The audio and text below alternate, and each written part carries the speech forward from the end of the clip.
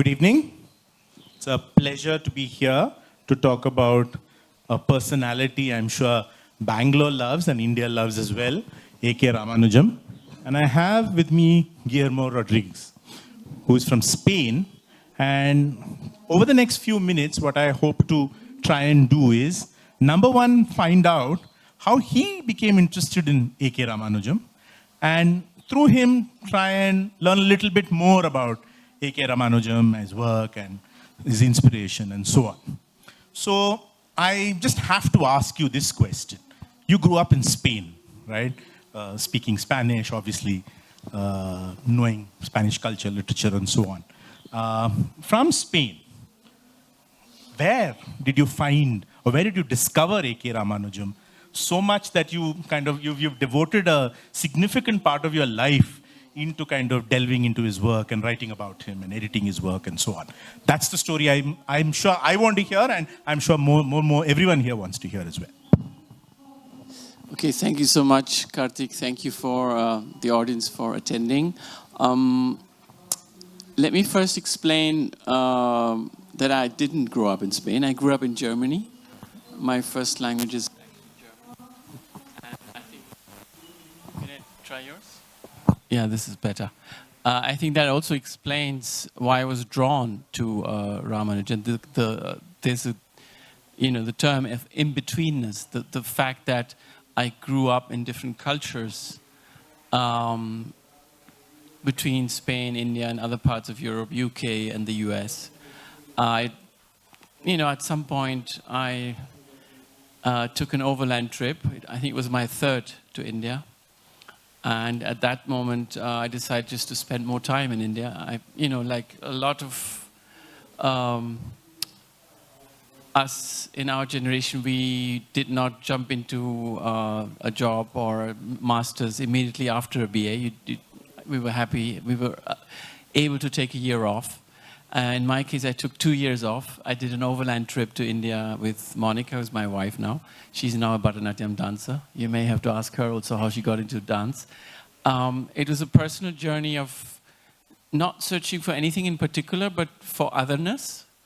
I had always been intrigued by what is different. I had already been to Russia, China, Soviet Union, and moving between cultures, you want to know more.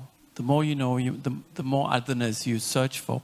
So we went overland to India. It's a long story. I'll cut it short. But when we got to Benares, there was this Spaniard who had owned a bookshop. And he said to me, you came all the way, you should better learn. I was a literature person. I had studied German and English literature.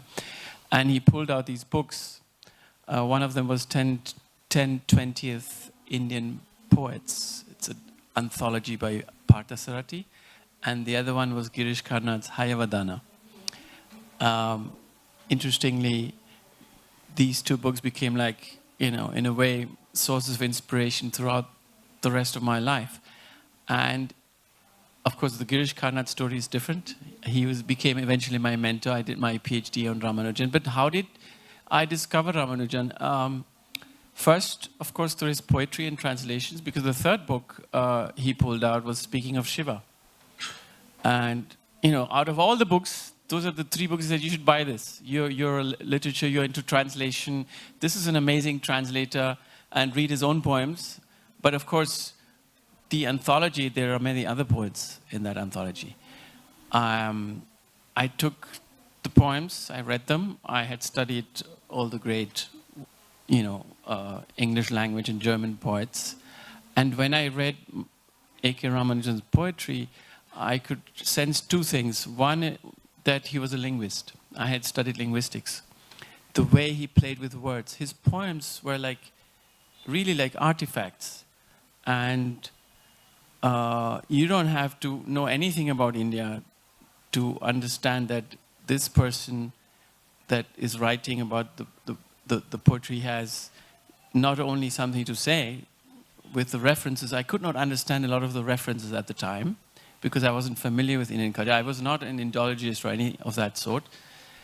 But the way the meanings were layered within the form, within the language, that immediately, the poems kind of started speaking to me, and every time I read them, I just discovered something new. This is not to say that I didn't like Nissim Ezekiel or Kamala Das or Adil Jaswala. I also enjoyed those poets, but there was something. And then reading his translations, I figured, oh, but he's also translated. That's the same guy I read in the poems. I didn't know he was an essay writer either. So it's just, you start pulling the string with Ramanujan. It's like that, and you're just pulling and pulling. There's so many other things you discover about him. So we traveled for 2 years all over India, and we settled in Cholamandal Artist Village. We were neighbors of our esteemed friend S.G. Vasudeva, who's sitting here, and Velu Vishwanathan, and so many other friends. And it's a place that was very much alive. And I think it was S.G. Vasudeva who told me, but this was his last poetry reading. I didn't know he was not alive. Is this man still alive? I want to meet him. I'd like to meet him. And he said, no, he just passed away. The summer I arrived in India, he had just passed away. But I was able to listen to his voice in the tapes that were given to me. And I was able to talk to people who had met him. And Cholamandal Artist Village was I think the last place where he had a public reading of his poems. And so having discovered him, right, you probably went back and you obviously did a lot of go work. back. You didn't go back, you stayed back. Okay. I didn't go back, no. So when you delved into him and then eventually you went back and so on, what did you discover about A.K. Ramanujan in the West and how he was perceived there and how he was perceived here? And you've had the benefit of observing both. Yeah, okay. So again, when our generation in Spain, I was telling to Chandan how Spanish culture is a little different from the rest of Europe, because we had so many years of dictatorship, and it was the 80s were for us what the 60s were in Germany and in France. So a lot of people of my generation who were born in the late 60s and 70s, early 70s, they started really traveling in the late 80s, early 90s. Whereas, you received all those hippies 20 years earlier from other countries. And I think there's something we learned. I wanted to go deep into things.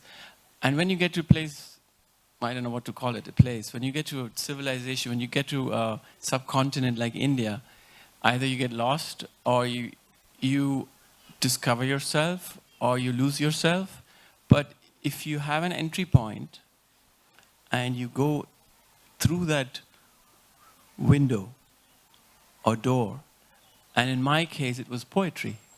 I like to work with languages. That was my medium. My wife, she liked to work with her body.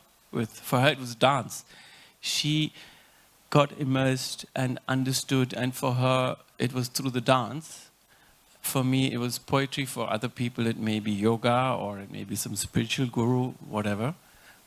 It was, and I felt that Ramanujan was like sort of my guru and was leading me, because I was discovering more and more layers.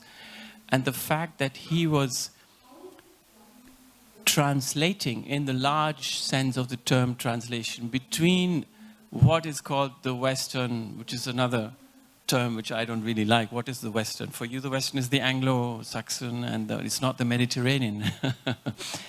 In fact, we in Spain, we have been orientalized by the British as much as a lot of the Middle East. And so by understanding that he was mediating, and I had been mediating between languages throughout my life, understanding how his work, living in Chicago, becoming one of the first Dravidian scholars at a time when everything was Sanskrit and Indology, classical Indology, trying to mediate not just between, call it East and Western traditions, India and the US, but between the past and the present.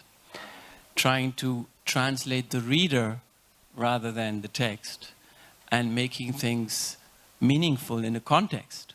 Context is so important. You know, if we have this conversation here now in Bangalore, we would have it differently in Spain or elsewhere. The context that he brought in, making his translation so fresh that they came alive. You know, how do you reincarnate a poem? It's like, you know, translation has a lot to do with reincarnation. You get reincarnated from one language into the other. And a lot of it's lost in translation also, and you have to make it new. I think the West, or American, call it American Indology, British, you know, German to some extent, French. In Spain, we didn't have much Indology.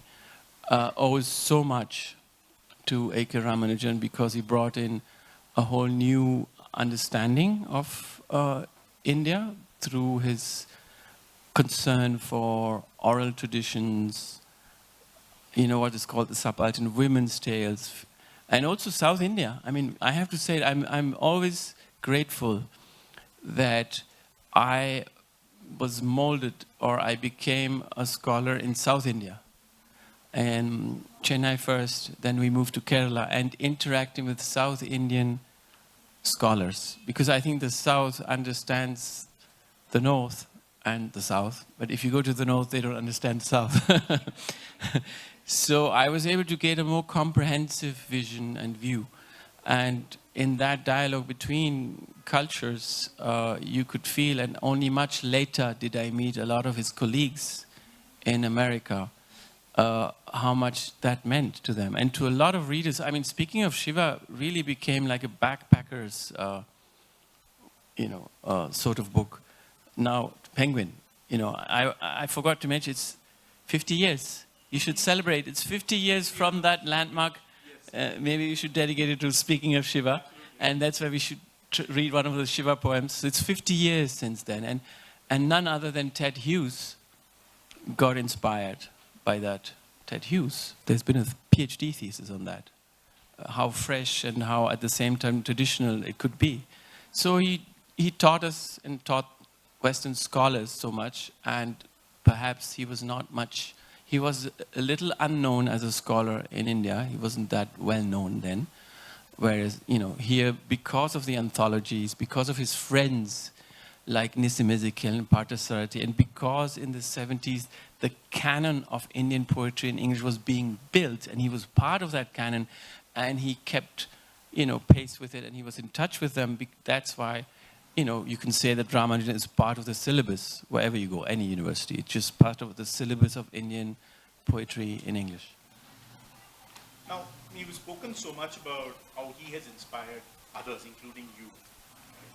But where was he drawing his own inspiration? What was going on in his mind, in his work? What was going on where he was living that inspired him? Yeah, and I think that's a very good question. What informed his vision as a scholar, translator, poet was the artist in him. I mean, the poet. He thought as a poet, and whether it was an essay, whether it was a translation, he wanted it to sound very natural. I mentioned in the previous session, as leaves to a tree, Keats. It must come as leaves to a tree, which means it has to grow organically. Anything you do has to become organically. But craft was very important for him. Having analyzed his poems, both from as a stylistics is a line of in literary criticism you have something called stylistics. Analyzing his poems just as artifacts, how he plays with language, doesn't do justice to the poem. In my MA dissertation, and I think my teacher was quite surprised when I told him, I'm going to do my MA dissertation on Ramanujan. I said, fine. So what are you going to write about? I said, just one poem. Just analyze one poem. Snakes. That was the poem, Snakes. 100 pages on one poem. So what I did is I looked at it as an artifact, as form. Just like if you look at a sculpture, you have an artist, you can You can be a cultural critic and you can talk about, the form and that. And then the other half was the inner, the layers, what he was trying to say with that, how many layers there are. And the whole poem is playing with the reader and is about also how a poem is being made. I would say that, and for those of you who are not familiar with his poetry, his own poetry in English, a lot of his poetry is meta poetry in the positive sense, not just artificial, but it's about the source of inspiration. Where does poetry, where does art come from? Of course, art and poetry comes through, he said, through the senses. The senses, you touch, you smell, you see, and you feel, you sweat. It has to come through the body. And he was very much interested also in bioenergetics and yoga and Buddhism and meditation and all these things. He envied, he had a lot of envy for the classical, like the Sangam poets and the mystics, because they were able to have that connect. And we were talking about modernism also. He was a modernist, and yet there's a lot of romanticism also in his aesthetics. This is again to counter that discourse and idea that he was a modernist only. He was constantly trying to figure out how, as a modern person, he could explain or he could draw his own aesthetics out of the ordinary. He used to say, it's just like you and me. When you make the right mistake, that's one of his poems. When you just, out of a sudden, there's this thought coming and you know how to put it in the right shape. We can all be potential poets. It's a way of demystifying or demythologization. That's what he was trying to do, and that's why he was so interested in Soma. And Soma, of course, there's been a lot has been written on Soma. This is a central thought in the 1970s. Not many people know about it because he never published his Soma poems. I just dug them up at Chicago University some years ago, where I had access to his material the way he had left it, his essays and his poems.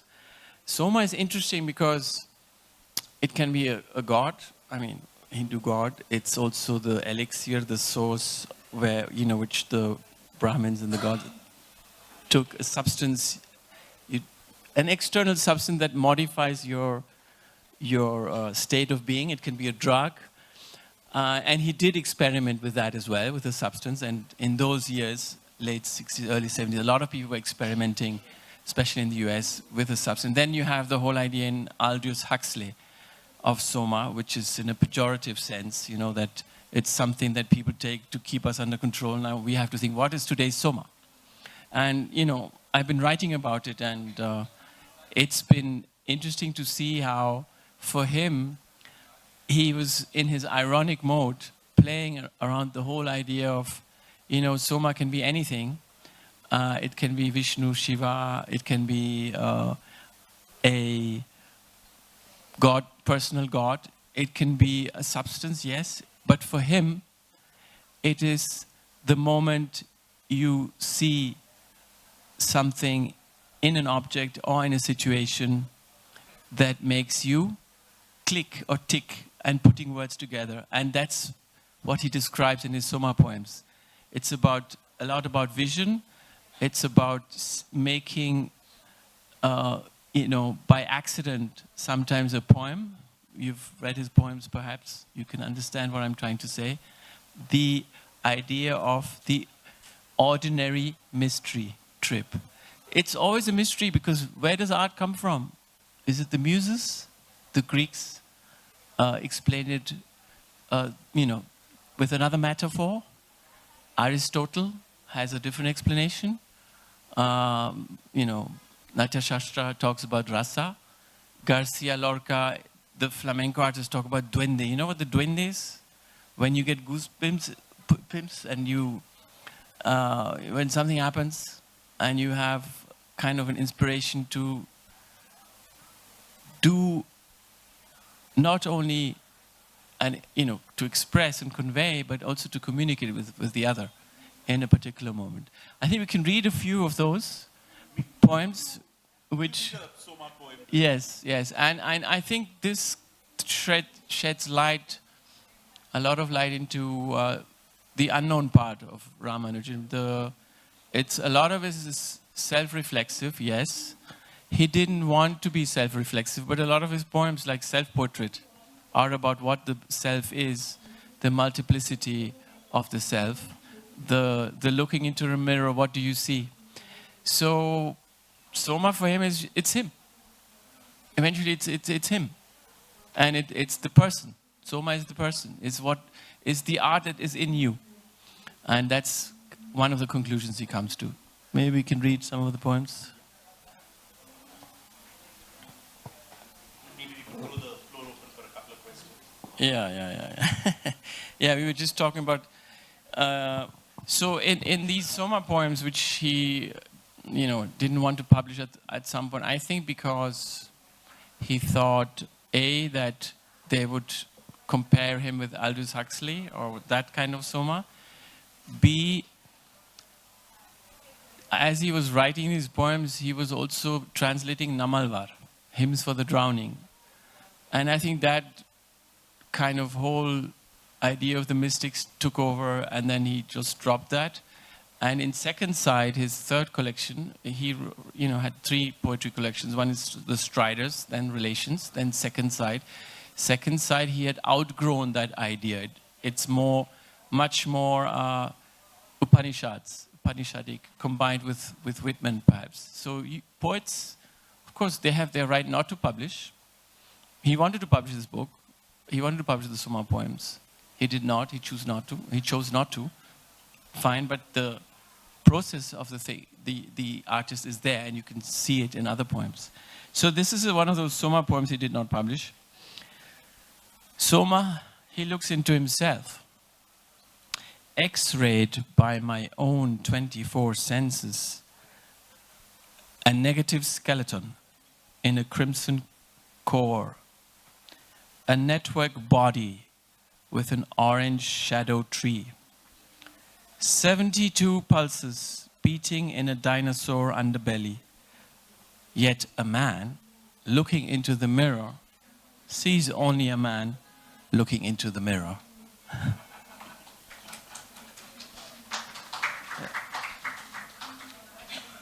I throw the floor open for a... Yeah, let me just read one more because, yeah. It's, yeah. And I'll end with a poem at the end, okay? Yeah. Because let the poetry have the last word. Yeah. He looks at the Persian rug. See, some of these poems, some of them are really part of the mescaline experience he had. He did experiment once with mescaline, and he noted everything down. He tried to write, and in a way it was a failure, because he didn't get any inspiration out of trying mescaline. But it was an experiment, and some, of the later poems, he then polished them, and the whole experience about looking at things, your vision is altered, it's what you see, and then it transforms. It's about flow, which is there in Vaishnavite poetry as well. So in this poem, he says he looks at the Persian rug, and he sees a live chicken. He thinks he can hear it cluck, but it's plucked when he looks again. Goose flesh skin trussed in plastic, legs up, asshole plugged with its own neck and liver, like the buffalo in the sacrifice, a breast clutching his broken leg between his teeth. And before he can think, this chicken is a buffalo, a scapegoat slaughtered in a village of sins for the virgin goddess, black hag of plagues. The frozen chicken stone shrinks on the block to an egg tinier than a robin's, a frog's, a mosquito's, a one-eyed cell with the wavering wall. I touch it, and touch only the grain of the butcher's woodblock, zigzag bloodlines, knife marks of many cleavers, hardwood circles of a square tree. So this poetry is quite surreal. exactly like a published Ramanujan poem. There are some shades of experimentation. I would say this is his experimental poetry, the poetry you would see before he polishes it. And I think that's beautiful, also to see that kind of Ramanujan, not the rational who then just goes through and he went through hundreds, you must have seen hundreds and hundreds of drafts before he published a poem. Hundreds. Sometimes it's interesting to see the material fresh as it is.